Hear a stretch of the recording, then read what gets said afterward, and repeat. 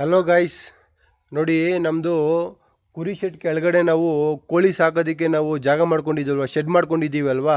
So ಆ ಶೆಡ್ಡಲ್ಲಿ ನಾವು ಎಷ್ಟು ಕೋಳಿ ಸಾಕ್ಬೋದು, ಮತ್ತು ತಿರ್ಗಾ ನಾವು ಸುತ್ತ ಗೋಡೆ ಕಟ್ಕೊಂಡಿದ್ದೀವಿ. ಯಾವ ಥರ ಗೋಡೆ ಕಟ್ಕೊಂಡಿದ್ದೀವಿ, ಮತ್ತು ತಿರ್ಗಾ ಅದು ನಾವು ಗೇಟ್ಗಳು ಇಟ್ಕೊಂಡಿದ್ದೀವಲ್ಲ, ಯಾವ್ಯಾವ ಥರ ಗೇಟು ಇಟ್ಕೊಂಡಿದ್ದೀವಿ, ಮತ್ತು ತಿರ್ಗಾ ಸುತ್ತ ಮೆಶ್ನ ಯಾವ ಥರ ಹಾಕೋಬೇಕು ಅಂದ್ಬಿಟ್ಟು ನಾವು ಈ ವಿಡಿಯೋದಲ್ಲಿ ತಿಳ್ಕೊಳ್ಳೋಣ. ಬನ್ನಿ ಗಾಯ್ಸ್. ನೋಡಿ, ಇದು ಫ್ರಂಟ್ ಗೇಟು. ನಮ್ಮ ಮನೆ ಕಡೆಯಿಂದ ಬಂದರೆ ಫ್ರಂಟ್ ಗೇಟ್ ಇದು. ನೋಡಿ, ನಾವು ಗೇಟ್ ತಗೊಂಡು ಒಳಗಡೆಗೆ ಹೋದರೆ ನೋಡಿ, ಇಲ್ಲಿ ನಾವು 2 ಅಡಿ ಗೋಡೆ ಕಟ್ಕೊಂಡಿದ್ದೀವಿ ಗೈಸ್. ಇದು ಸುತ್ತ ನಾವು 2 ಅಡಿ ಬ್ರಿಕ್ಸ್ ಇಟ್ಬಿಟ್ಟು ನಾವು ಗೋಡೆ ಕಟ್ಕೊಂಡಿದ್ದೀವಿ.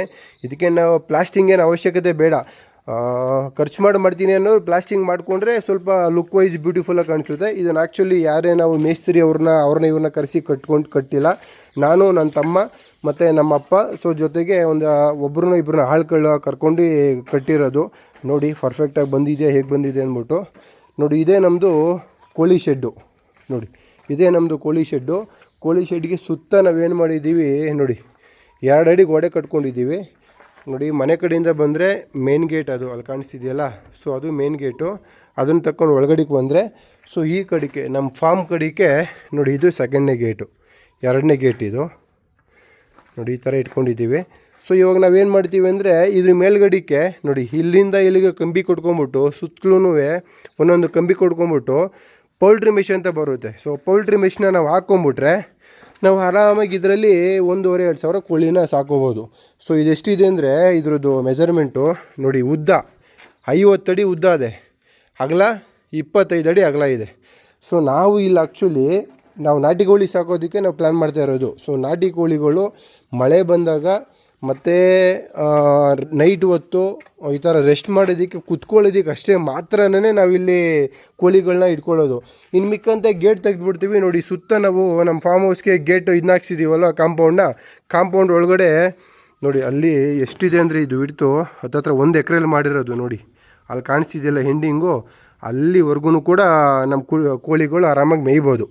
ಸೊ ನಾವು ಆ ಥರ ಪ್ಲ್ಯಾನ್ ಮಾಡಿರೋದು. ನೋಡಿ, ಯಾರಾದ್ರೂ ಕೋಳಿ ಸಾಗಾಣಿಕೆ ಮಾಡೋದಕ್ಕೆ ಈ ಥರ ಕುರಿ ಶೆಡ್ ಕೆಳಗಡೆ ಪ್ಲ್ಯಾನ್ ಮಾಡ್ತಿದ್ರೆ ನೋಡಿ, ಈ ಥರ ಮಾಡಿಕೊಂಡ್ರೆ ಬೆಸ್ಟ್ ಇರುತ್ತೆ. ಇದನ್ನು ಯಾಕಪ್ಪ ನಾವು ಕಟ್ಕೊಂಡಿರೋದು ಅಂದರೆ, ನೋಡಿ, ಹಾವುಗಳು ಮತ್ತು ತಿರ್ಗಾ ಈ ವಿಷಜಂತುಗಳು ಶೆಡ್ ಒಳಗಡೆಗೆ ಬರಬಾರ್ದು ಅಂದ್ಬಿಟ್ಟು ನಾವೇನು ಮಾಡಿದ್ದೀವಿ, ಒಂದು 2 ಅಡಿ ಹೈಟ್ಗೆ ಇದನ್ನು ಕಟ್ಕೊಂಡಿದ್ದೀವಿ ಗೋಡೆನ. ಇನ್ನು ಮೇಲ್ಗಡೆ ಪೌಲ್ಟ್ರಿ ಮೆಶ್ ಹಾಕ್ಬಿಡ್ತೀವಲ್ಲ, ಅದು ಸಣ್ಣ ಹೋಲಿರುತ್ತೆ, ಅದರಿಂದ ಒಳಗಡೆಗೆ ಬರೋದಕ್ಕಾಗಲ್ಲ.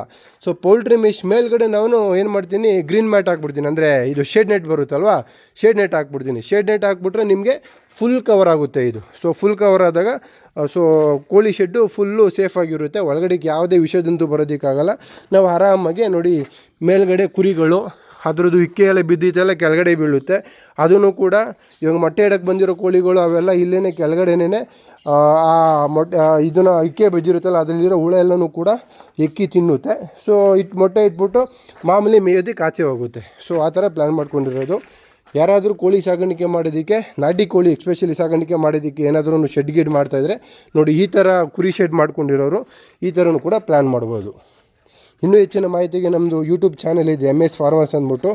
ಸೊ ಅದರಲ್ಲಿ ಫುಲ್ ಡೀಟೇಲ್ ವೀಡಿಯೋ ಹಾಕಿರ್ತೀನಿ, ನೀವು ಹೋಗಿ ಚೆಕ್ಔಟ್ ಮಾಡ್ಬೋದು. Thank you so much.